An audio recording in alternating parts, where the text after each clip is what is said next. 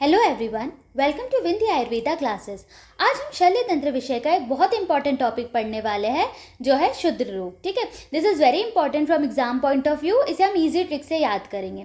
तो सबसे पहले हम देखते हैं शुद्र रोगों की संख्या। ठीक है, तो देखो हमें सबके अकॉर्डिंग पता होनी चाहिए, वांगभट जी, माधव जी, सुश्रुत जी और षाढ़ंगधर जी के अकॉर्डिंग। तो हमें इसके लिए ट्रिक याद रखनी है, BAMS षाढ़ंगधर। ठीक है, BA साथ में लिखना है, BAMS कौन है? षाढ़ंगधर है। ठीक है, चरक जी ने तो देखिए वर्णन किया ही नहीं है, तो इन्हें अलग कर दो। अब देखो BA से हो जाएगा वांगभट। ठीक है, वांगभट जी ने 36 बताए सबसे कम। फिर M से हो जाएगा माधव जी, इन्होंने बताया 43। ठीक है, थोड़ा इसे बढ़ा देना है वांगभट जी से।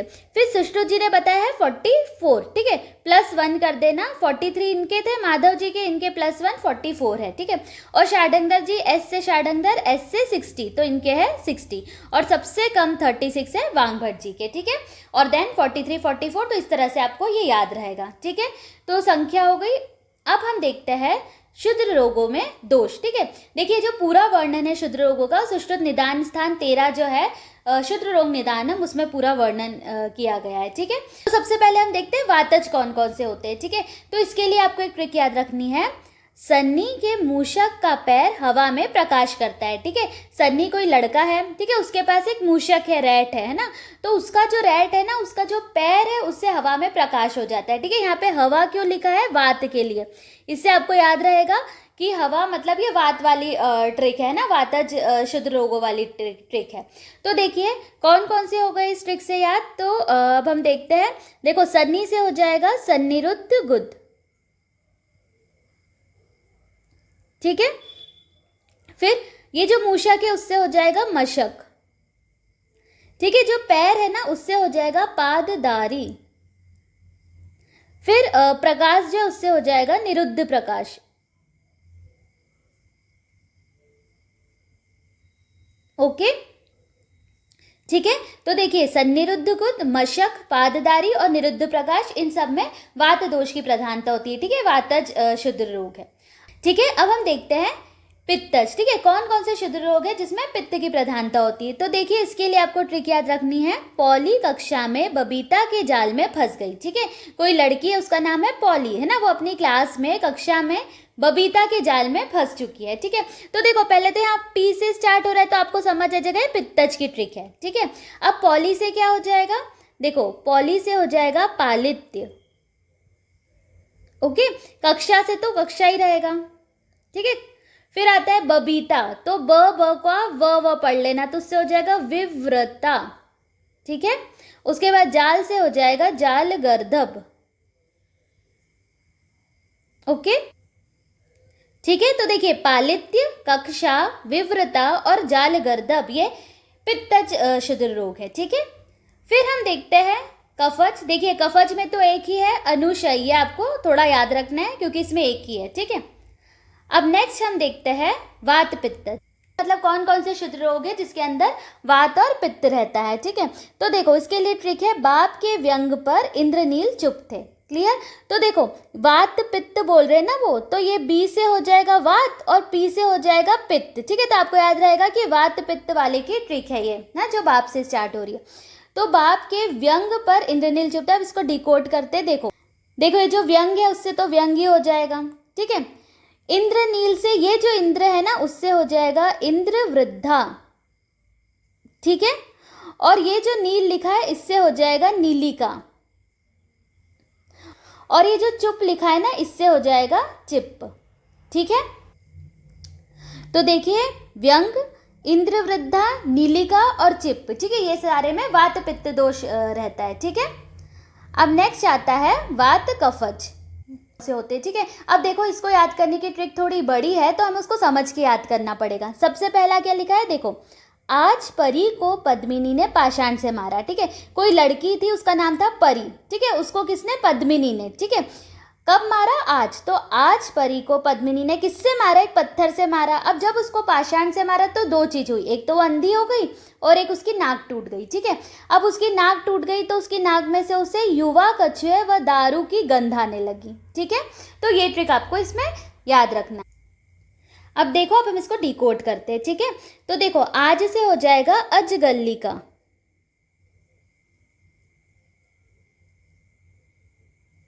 ठीक है। फिर परी से हो जाएगा परिवर्तिका। फिर पद्मिनी से हो जाएगा पद्मिनी कंटक। ओके। पाषाण से हो जाएगा पाषाण गर्दभ। ओके। अंधी से हो जाएगा अंधालजी। ठीक है। फिर ये जो नाक लिखा है इससे हो जाएगा पनसिका। ओके। फिर ये जो युवा है इससे हो जाएगा यव प्रख्या। ओके। कछुआ जो लिखा है उससे हो जाएगा कच्छपिका। फिर ये जो दारू लिखा है इससे हो जाएगा दारुणक। ठीक है। तो ये जो है ये वात कफच होते हैं। कौन कौन से? अजगल्लिका, परिवर्तिका, पद्मिनी कंटक, पाषाण गर्दभ, अंधालजी, देन पनसिका, यव प्रख्या, कच्छपिका और दारुणक। ठीक है। ये वात कफज में आते हैं। अब एक चीज और, ये हमें पता होना चाहिए कि वात कफज की ट्रिक पढ़ी है हमने जो इतनी बड़ी पढ़ी, क्योंकि आगे और भी ट्रिक आने वाली। तो आप कैसे याद रखेंगे कि अंधा होना, नाक टूटना, ये क्या है? ये बहुत खराब बात है ना। तो ये वात कफज की हो जाए। ठीक है। अब नेक्स्ट आता है कफ रक्तज। ठीक है। रक्तज में कौन कौन से आएंगे? तो उसके लिए ट्रिक है, अरुंश के वृषण में जंतु देखकर उसे अहिपूतना ने सलाह दी। ठीक है। अरुंश कोई लड़का था, उसके वृषण में क्या दिखे? जंतु। ठीक है। तो उसे किसने सलाह दी? अहिपूतना ने उसको सलाह दी। ठीक है। तो देखो इसको हम डिकोड करते हैं। अरुंश से हो जाएगा अरुंशिका। ठीक है। फिर ये जो वृषण है उससे हो जाएगा वृषण कच्छू। ओके। जंतु से हो जाएगा जंतु मणि। उसके बाद आता है अहिपूतना, इससे हो जाएगा अहिपूतना। ठीक है। तो देखिए कौन कौन से? अरुंशिका, वृषण कच्छू, जंतुमणि और अहिपूतना। ये सब क्या है? कफ रक्तज है। ठीक है। देखो ये ट्रिक कफ रक्तज की कैसे याद रखेंगे? तो यहाँ पे लिखा है जंतु देख कर, यहाँ पे आप इसको KR कर लेना है ना। जो हिंदी में लिखा है उसकी जगह इंग्लिश में KR लिख लेना, तो आपको थोड़ा याद रहेगा। कफ रक्त की ट्रिक है। ओके। फिर सहज में आता है न्यच्छ, ये भी आपको याद रखना है, एक ही है इसके अंदर। उसके बाद आता है सन्निपातज। ठीक है। हम कैसे याद करेंगे कि वाल्मीकि ऋषि के सारे विदार युक्त तिल अग्नि में जला दो। ठीक है। कोई वाल्मीकि ऋषि है, ठीक है, उनके पास क्या है? विदार युक्त तिल है ना, दरार वाली तिल है। ऐसी तिल है, कैसी है? विदार युक्त तिल है। उनको हमें क्या करना है? अग्नि में जलाना है। ठीक है। वो हवन कर रहे हैं तो अग्नि में जला रहे हैं। ठीक है। तो देखो अग्नि यहाँ पर है, अग्नि में कोई भी चीज होती है, अग्नि मतलब सारी चीजें आ गई अब है ना। अब लास्ट स्टेज है तो सन्निपात हो गया वहां पे। तो आपको याद रहेगा सन्निपात की ट्रिक है। ठीक है। तो देखो वाल्मीकि से क्या हो जाएगा? वल्मीक। ओके। फिर विदार युक्त से क्या हो जाएगा? विदारिका। तिल से हो जाएगा तिलकालक। अग्नि से हो जाएगा अग्निरोहिणी।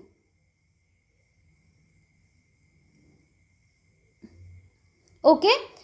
तो देखिए वल्मीक, विदारिका, तिलकालक और अग्निरोहिणी ये सन्निपातज है। ठीक है। फिर आता है,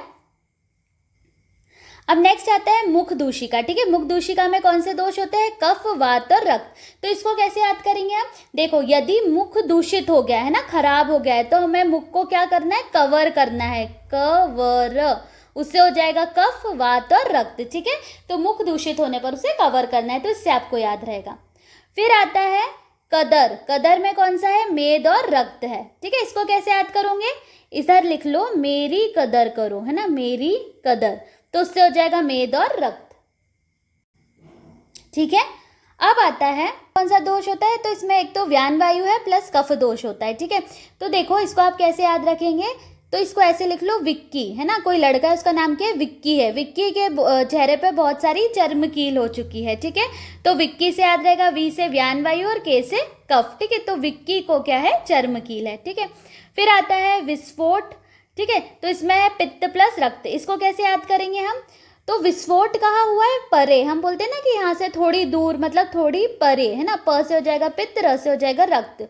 तो कहाँ विस्फोट हुआ है? परे। ऐसे याद रखना। वात, कफ और मेद दोष, ठीक है, ये किस में होता है? शर्करा अर्बुद में। अब इसको कैसे याद करेंगे? इसको आप लिख लो यहाँ पर वामक, ठीक है। देखो किसी को हमें वमन कराना रहता है तो हम इसको इच्छु पिलाते हैं ना, इच्छु रस, तो शर्करा, ठीक है, शर्करा इच्छु थोड़े थोड़े मिलते जुलते, तो शर्करा से याद रखना कि शर्करा से भी क्या हो रहा है? वमन, वामक, है ना, वा से वात, म से मेद और क से कफ हो जाएगा, ठीक है। फिर अभिघातज या छतज होता है कूनक, ठीक है, ठीक है। नख में क्या हो गया? छत हो गया, है ना, अभिघात हो गया, तो उससे याद रखना। क्लियर? अब आता है वात, पित्त, कफ और रक्त, ठीक है, ये चारों किस में होते हैं? खालित्य और अलस में। इसको कैसे याद करेंगे? के लिए आप कोड लिख लो कि खली आलसी है, ठीक है। खली कौन है? आलसी है, फिर भी वो रात्रि में क्या करता है? लड़ाई करता है, WWF खेलता है ना, तो रात्रि से हो जाएगा, आर से हो जाएगा रक्त, त्रि से हो जाएगा त्रिदोष, मतलब वात, पित्त, कफ तीनों, ठीक है। तो रक्त और त्रिदोष, वात, पित्त, कफ किस में आ गए? खालित्य और अलस में, ओके। फिर आता है पित्त और कफ। पित्त, कफ किस में है? रोमांतिका में। इसको कैसे याद करेंगे? तो देखो इसको ऐसे लिख लो, रोमांटिक पिक, ठीक है। कोई बोल रहा है कि मेरी रोमांटिक पिक लो, तो पी से हो जाएगा पित्त और क से हो जाएगा कफ, ठीक है। तो रोमांटिक पिक से याद रहेगा आपको रोमांतिका। तो ये क्लियर हो गया कि किस क्षुद्र रोग में कौन सा दोष है, ठीक है। अब हम देखते हैं डिटेल्स, ठीक है, हर एक क्षुद्र रोग की।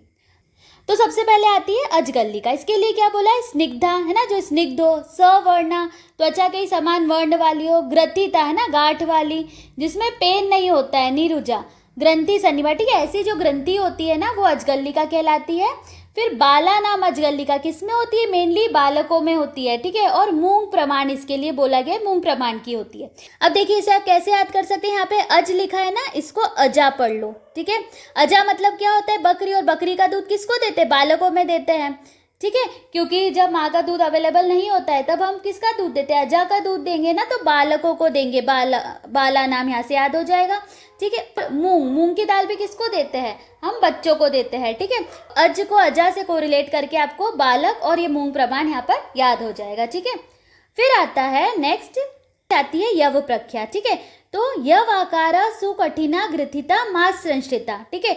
सबसे पहले तो यव आकार की होती है ना, जौ के आकार की, ठीक। बात क्या बोल रहे हैं? मांस संश्रिता, ठीक है, मांस में होने वाली है ना, इसका अधिष्ठान क्या है? मांस है। तो इसमें दो चीज याद रखनी, यव आकार और मांस संश्रिता, इसके लिए बोला है, यव प्रख्या के लिए बोला है, ठीक है। अब नेक्स्ट आता है अंधालजी, ठीक है। इसके लिए क्या बोला है? घन अवक्रा पीड़िका उन्नताम परिमंडलाम, ठीक है। तो घन होती है, अवक्राम है ना, इसका मुख रहित, ठीक है, मुख नहीं होता है, ठीक है। पीड़िकाम उन्नताम है ना, उठी हुई पीड़िका होती है, और परिमंडलम है ना, गोल होती है। तो देखो इसको ऐसे याद कर लो कि कोई चीज ऐसी गोल है, अंधी है ना, इसकी आंखें भी नहीं है और मुख भी नहीं है, ठीक है, और कैसी है? उठी हुई है, ठीक है। तो थोड़ा डायग्राम से आपको याद रहेगा, ऐसे आंखें बना लेना, है ना, क्रॉस कर देना, मुख को भी क्रॉस कर देना, मतलब ये अंधालजी की बात हो रही है जो कि अवक्राम है ना, और परिमंडलम है, गोल है, ठीक है। तो इस तरह से आपको ये याद रहेगी। अब नेक्स्ट आता है विवृता, ठीक है। इसके लिए क्या बोला है? पक्व उदुम्बर सन्निभाम, ठीक है, जो गूलर होता है ना, पका हुआ गूलर, उसके फल के समान होती है, ठीक है। पके गूलर के फल के समान जो होती है, वर्ण वाली होती है, वो होती है विवृता। अब नेक्स्ट होती है कच्छपी या कच्छपिका। इसके लिए क्या बोल रहे हैं? पंच व षड व दारुणा, ठीक है, या तो ये 5 होगी या 6 होगी, है ना, और दारुणा बहुत ज़्यादा भयंकर पीड़ा देने वाली ग्रंथियाँ होगी, ठीक है। तो देखो यदि आप कछुआ देखते तो इसी तरह से बनता है, उसके ऊपर इस तरह से आपको दिखते हैं ना, तो इसको इससे याद रखना आप 5 या 6, ठीक है, नंबर्स इससे याद हो जाएंगे कि 5 या 6 होती है ग्रंथि, और बहुत ज़्यादा पीड़ा देने वाली होती है।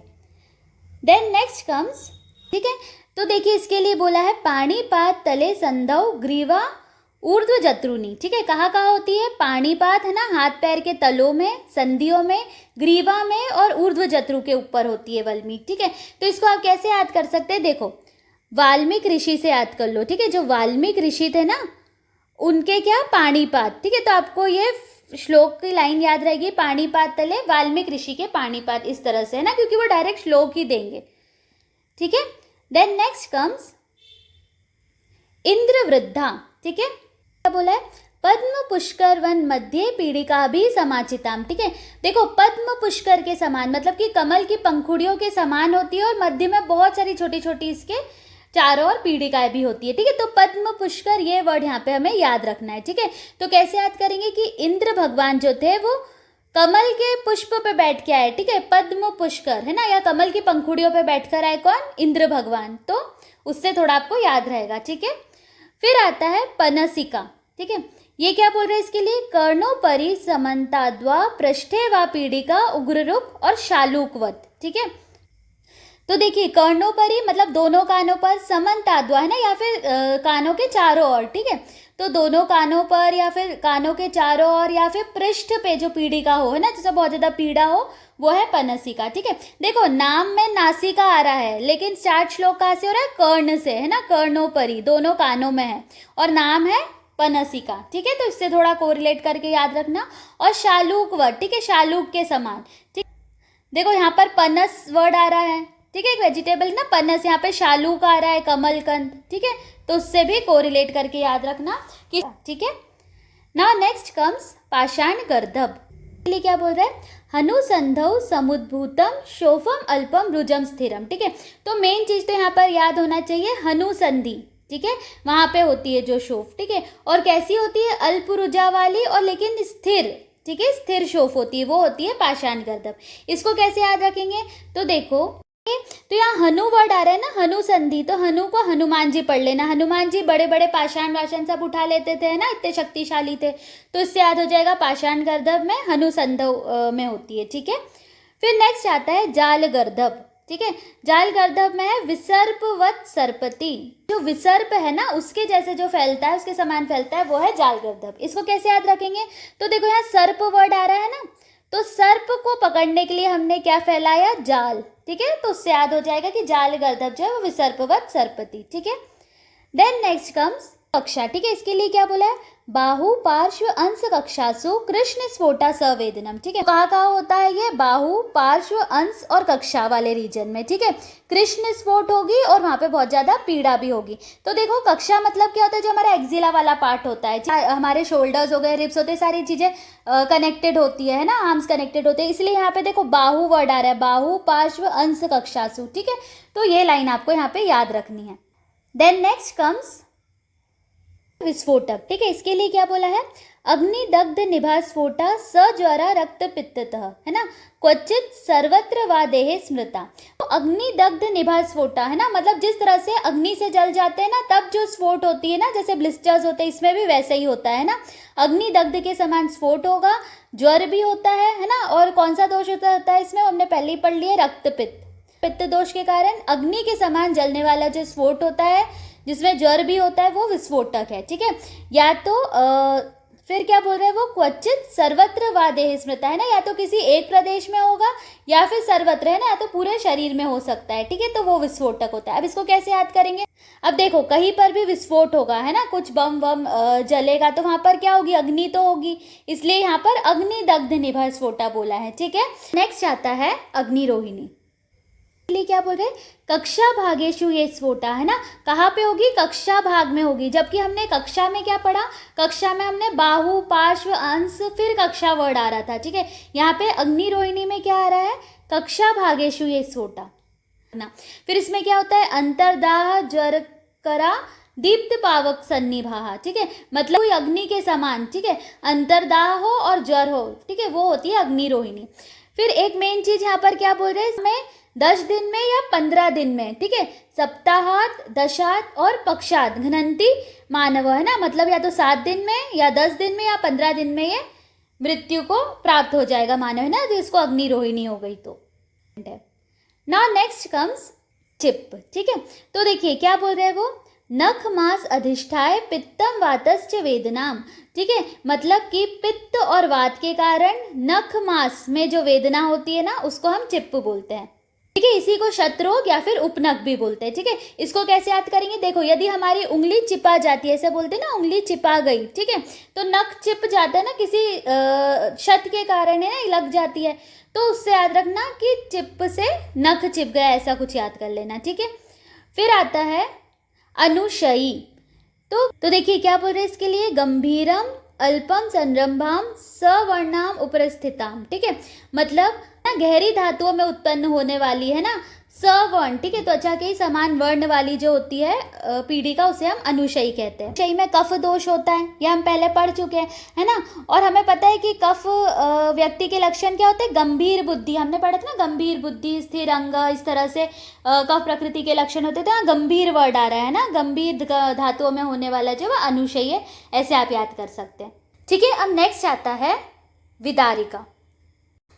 तो क्या बोल रहे हैं वो, विदारी कंदवर, ठीक है, विदारी कंद के समान वृत्ताम, है ना, गोल होती है, और कहाँ होगी, कक्षा, वंशन और संधि में होने वाली वो होती है विदारिका, ठीक। अब नेक्स्ट आता है शर्करार्बुद, ठीक है, इसमें आपको क्या याद रखना है, मधु सर्पिर वसा निभम स्राव, ठीक है, इसमें कैसा स्राव होगा, मधु सर्पी या वसा के समान जिसमें स्राव हो वो शर्करार्बुद है, ठीक है। तो देखो शर्करा और मधु, ठीक है, रिलेट हो रहे ना, ये दोनों ही स्वीट है, तो इस तरह से आप याद रख सकते हैं। फिर आता है पामा, ठीक है, तो देखिए जो शुद्र कुष्ठ बताया है ना 11, उसके अंदर वर्णन आता है, ये जो हम आगे पढ़ने वाले हैं, पामा, विचर्चिका और रक्षा, ठीक है, तीनों ही क्या है, शुद्र कुष्ठ है, ठीक है, तो उसमें इसका वर्णन मिलता है। तो क्या बोल रहे हैं वो, पामा क्या है, देखिए, श्वेता, अरुणा, श्यावा, कंडुला, पीड़िका, भ्रशम, ठीक है, मतलब कि जो श्वेत, अरुण या श्याव वर्ण का हो, ठीक है, जिसमें बहुत ज़्यादा कंडू होती हो और बहुत सारी पीड़िकाएं हो, ठीक है, वो है पामा, है ना, पीड़िका है ना, इसमें बहुत सारी पीड़िकाएं होती है। अब विचर्चिका में क्या होता है, तो सकंडु पीड़िका श्यावा बहुस्रावा विचर्चिका, देखो विचर्चिका में बहुत ज़्यादा स्राव होता है, ये मेन चीज़ आपको याद रखनी कि बहुस्रावा कौन है, विचर्चिका है, ठीक है।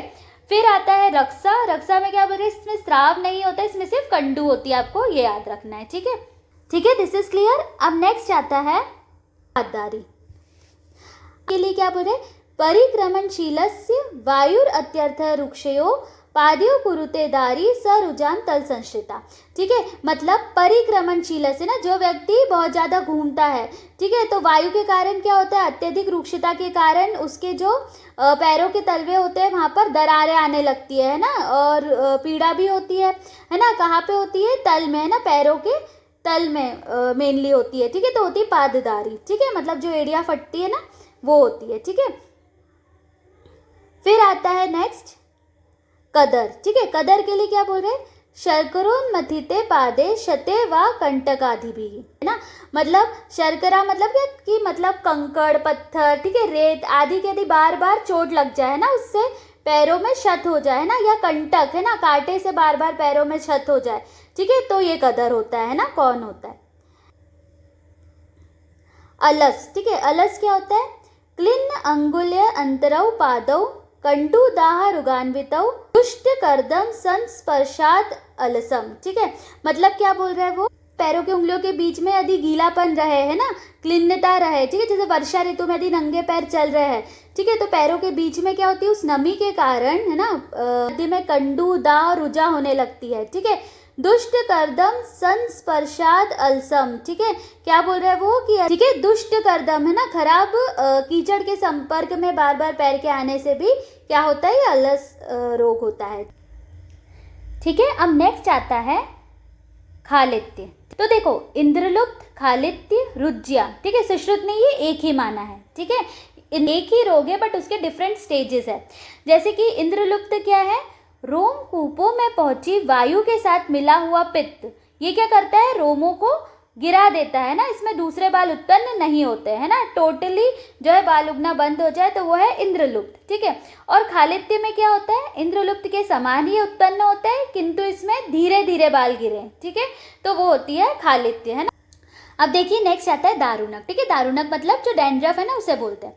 तो क्या बोल रहे हैं वो, कंडूरा रूक्षा केश भूमि प्रपाट्यते, है ना, इसमें क्या होता है, जो हमारी केश भूमि होती है ना, स्काल्प होता है, वो कैसे हो जाता है, वहाँ पे बहुत ज़्यादा कंडू होती है ना, स्कैल्प में बहुत ज़्यादा रुक्षता हो जाती है, और केश भूमि प्रपाट्यते, है ना, मतलब दरारें आने लगती है रुक्षता के कारण, ठीक है, स्काल्प में, तो वो होता है दारुणक।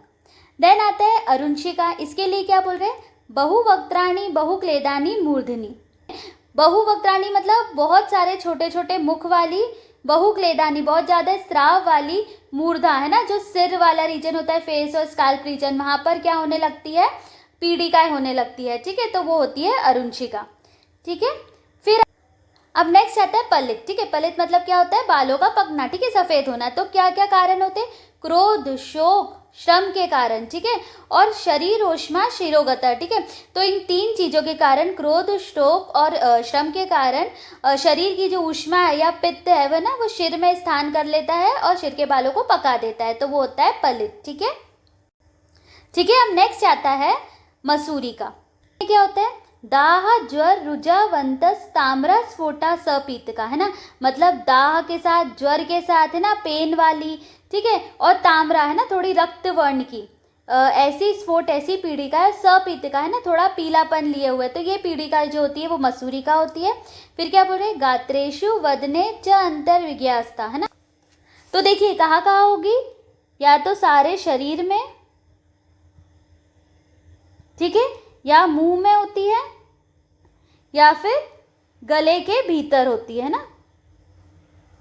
ठीक है, तो ये जो 3 जगहों पर होती है ना वो होती है मसूरी का। देखते हैं मुख दूषिका। ठीक है, मुख दूषिका क्या है, शाल्मली कंटक प्रख्याः जायन्ते पीड़िका यूना वक्त्र। ठीक है, ठीक है, जो हमारी एक्ने वल्गैरिस होती है ना, एक्ने जो होता है, ठीक है, जिसको हम युवान पीड़िका भी बोलते हैं, क्योंकि ये मेनली युवाओं में होती है। ठीक है, इसके श्लोक में भी आया है जायन्ते पीड़िका युवाम वक्त्रे, है ना, मेनली जो युवाओं के मुख में होती है। ठीक है, वो। और शाल्मली कंटक प्रख्या, ठीक है, कैसी होती है, शाल्मली कंटक के समान होती है। ठीक है, और शाल्मली कंटक को हम घिस कर भी लगाते हैं उस पर ना, एक्ने पे, तो अच्छा होता है। तो होती है मुख दूषिका या फिर युवान पीड़िका। नाउ नेक्स्ट कम्स पद्मिनी कंटक। ठीक है, तो इसके लिए क्या बोल रहे हैं, कंटके राचितम वृत्तम कंडुमत पांडुमंडलम। ठीक है, पद्मिनी कंटक है ना, मतलब कमल के कंटक कांटों के समान। ठीक है, और पांडु मंडलम, ठीक है, सफ़ेद कलर के या पांडु रंग के जो मंडल हो जाते हैं ना, जिसमें बहुत ज़्यादा कंडू होती है। ठीक है, वो होता है पद्मिनी कंटक। ठीक है, फिर आता है जंतुमणि। जंतुमणि के लिए क्या बोल रहे हैं, नीरुजम समुत्सन्नम मंडलम। देखो नीरुजम जिसमें कोई पेन ना हो, समुत्सन्नम मंडलम। ठीक है, एक जैसे उभरे हुए मंडल, ठीक है, चारों ओर से, है ना, जिसमें पेन ना हो, वो है जंतुमणि। ओके, फिर नेक्स्ट आता है मशक। ठीक है, मशक के लिए क्या बोल रहे हैं, अवेदनम स्थिरश्चैव यस्य गात्रेषु दृश्यते माश्वत कृष्णम उत्सन्नम अनिलान मशकम। ठीक है, ठीक है, मशक मतलब जो मोल्स होते हैं वो। ठीक है, तो देखो अवेदनम, इसमें कोई पेन नहीं होता है, स्थिर होते हैं ना, और पूरे गात्र में कहीं भी देखने को मिलते हैं ना। ठीक है, माश के समान, ठीक है, उड़द के समान काले रंग के, है ना, उत्सन्नम उठे हुए जो गोल मंडल दिखते हैं छोटे छोटे, वो क्या होते हैं, वो मशक होते हैं। ठीक है, अब नेक्स्ट आता है तिल कालक। इसके लिए क्या बोल रहे हैं, कृष्णानी तिल मात्रानी नीरुजानी समानी च, है ना, मतलब काले रंग के तिल मात्र, है ना, तिल के समान, जिसमें कोई भी पीड़ा नहीं होती है। ठीक है, ऐसे जो उभार होते वो होते हैं तिल कालक। ठीक है, फिर आता है न्यच्छ। इसके लिए बोल रहे हैं वो मंडलम महदल्पम व श्यामम व यदि व सितम। ठीक है, मतलब कैसे मंडल होते हैं, महद अल्पम है तो बहुत ज़्यादा बड़े या फिर बहुत ज़्यादा छोटे। ठीक है, श्याम या शीत वर्ण के, है ना, तो श्याम या सफ़ेद। ठीक है, और कहीं पे भी पूरे शरीर में किसी भी भाग में हो तो वो होते हैं न्यच्छ। ठीक है, ठीक है, अब नेक्स्ट आता है चर्मकील। ठीक है, तो देखो चर्मकील क्या होता है, कील के ही समान त्वचा में स्थित एक प्रकार का अर्श होता है। ठीक है, और वांगभट जी ने इसे मशक का एक भेद बोला है। ठीक है, अब नेक्स्ट आता है व्यंग। ठीक है, इसके लिए क्या बोल रहे हैं, क्रोध आयास प्रकुपितो, है ना, क्रोध के कारण, ठीक है, या बहुत ज़्यादा आयास, हमने बहुत ज़्यादा परिश्रम कर लिया है उसके कारण जो हो जाए, है ना, नीरुजम, है ना, जिसमें कोई पेन ना हो, तनु हो, श्याव हो, और मुख, ये याद रखना है किस पे होते हैं, मुख पर होते हैं। ठीक है, ठीक है, अब नेक्स्ट आता है नीलिका। इसमें क्या होता है, कृष्णम एव गुणम गात्रे नीलिकाम। ठीक है, मतलब काले वर्ण के मंडल हो जाते हैं ना, और शरीर में कहीं भी, है ना, देखो यहाँ बोल रहे मुख के अतिरिक्त गात्र में कहीं भी हो सकते हैं, है ना, मुख के अतिरिक्त कहीं भी शरीर में हो, वो नीलिका है। ठीक है, तो ये हो गया नीलिका। अब आता है परिवर्तिका। परिवर्तिका क्या होता है, इसमें क्या होता है, मेट चर्म ऊपर की ओर चढ़ जाती है तथा मणि के नीचे ग्रंथि के रूप में होकर लटकती है। ठीक है, इसे बोलते हैं परिवर्तिका। फिर नेक्स्ट आता है अवपाटिका। इसमें क्या होता है, अल्प योनि छिद्र वाली बाला है ना, अल्प वयस्का की स्त्री के साथ मैथुन करने पर शिश्न चर्म फट जाती है, ठीक है, जिसे बहुत ज़्यादा पीड़ा होती है, उसे हम बोलते हैं अवपाटिका। देन नेक्स्ट आता है, अब नेक्स्ट आता है निरुद्ध प्रकाश, ठीक। इसमें क्या होता है, शिश्न चर्म मणि को पूर्ण रूप से ढक लेती है, ठीक है, जिसके कारण क्या होता है, मूत्र मार्ग जो होता है वो अवरुद्ध हो जाता है, ठीक है, और बहुत ज़्यादा पीड़ा होती है, इसे हम बोलते हैं निरुद्ध प्रकाश। अब नेक्स्ट आता है सन्निरुद्ध गुद, ठीक है। इसमें क्या होता है, वेग संधारण, ठीक है, मलमूत्र वेग का रोकने से कुपित वायु गुद मार्ग को संकुचित कर देती है, ठीक है, जिसको हम बोलते हैं स्टिंक्चर ऑफ रेक्टम, ठीक है, तो ये होता है सन्निरुद्ध गुद। फिर आता है अहिपूतना, पूतना, ठीक है, इसके लिए क्या बोलते हैं, शक्रन मूत्र समायुक्ते अधौते अपाने शिशोर भवे, ठीक है, मतलब बच्चों में होता है, ठीक है, यदि हम बच्चों में मल मूत्र से युक्त गुदा को है ना पानी से नहीं धोते हैं ना, या फिर क्या होता है, पसीना होने के बाद भी हम जल से अच्छे से बच्चे को स्नान नहीं कराते हैं ना, मतलब कि उसके बटक्स को अच्छे से साफ नहीं रखते हैं, तो क्या होता है, वहाँ पे बहुत ज़्यादा कंडू होने लगती है, ठीक है, स्फोट होने लगता है, ठीक है, जैसे नैपकिन रैशेज हो जाते हैं ना, उसी तरह से, तो ये होता है अहिपूतना, ठीक है, मतलब हाइजीन मेंटेन नहीं करते तो होता है। नाउ नेक्स्ट कम्स वृषण कच्छू। इसमें क्या होता है, स्नान उत्सादन हीनस्य मलो वृषण संश्रिता, ठीक है, अगेन वो यदि हाइजीन मेंटेन नहीं करते हैं ना, स्नान उपटन आदि नहीं करते हैं, तो वृषण में क्या होता है, मल संश्रित होने लगता है और वहाँ पर बहुत ज़्यादा खुजली होने लगती है, ठीक है, स्फोट होने लगता है, तो दैट इज वृषण कच्छू, ठीक है। देन द लास्ट कम्स गुदभ्रंश, ठीक है, दैट इज रेक्टल प्रोलैप्स। इसमें क्या होते हैं, प्रवाहन अतिसाराभ्याम निर्गच्छति गुदम्बहि ना, मतलब ठीक है, मतलब मनुष्य के प्रवाहन करने से है ना, अतिसार के होने से, बहुत ज़्यादा अतिसार हो रहा है, बहुत ज़्यादा प्रवाहन कर रहा है, तो गुदा जो है वो बाहर आ जाती है, लेकिन मेनली किसमें, रुक्ष एंड दुर्बल शरीर वाले व्यक्ति में, ठीक है, तो रुक्ष और दुर्बल शरीर वाले व्यक्ति में अत्यधिक प्रवाहन या अतिसार के कारण क्या होती है, गुदा बाहर आ जाती है, जिसको हम गुदभ्रंश बोलते हैं ना, प्रोलैप्स ऑफ रेक्टम, ठीक है।